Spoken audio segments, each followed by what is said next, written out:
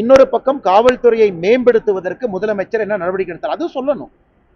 காவல்துறையை shift system கொண்டு வருவதற்கான நேரமா? நாமெல்லாம் நல்லா இருக்கிறோம்னா மாசமா சம்பளம் வாங்குறோம், நிம்மதியா இருக்கிறோம். காவல்துறை ஏன் 16 மணி நேரம் வேலை செய்யணும்? நாம் அதையும் புரிஞ்சுக்கணும் இல்லைங்கண்ணா. காவல்துறை எதற்காக கடினமாக நமக்காக உழைக்க வேண்டும்? அதுவும் தமிழகத்தை காவல்துறையினுடைய சேலரி பார்த்தீங்கன்னா தெலங்கானா கம்பேர் பண்ணீங்கன்னா அதை விட தமிழகத்தில் காவல்துறை வாங்கக்கூடிய சம்பளம் குறைவு. ஏன்னா இதையும் பார்ப்போம்னு நான் சொல்றேன். அதனால முதலமைச்சர் அவர்களை பொறுத்தவரை காவல்துறை நண்பர்களுடைய வாழ்வாதாரத்தை உயர்த்துவதற்கு ஒரு கமிஷன் போட்டுட்டோம், ஸ்டடி பண்ணட்டும், அவங்களுடைய பணிச்சுமையை குறைக்கட்டும். ஆனா அஜித்குமார் கேஸாக இருந்தாலும் கூட தூண்டுதல் இல்லாம ஒரு காவல்துறையினுடைய கான்ஸ்டபிள் வேலை இல்லாம போய் அஜித்குமாரை துன்புறுத்த போறாரா? அவருக்கு என்ன பர்சனல் இன்ட்ரெஸ்ட் அது இருக்கா?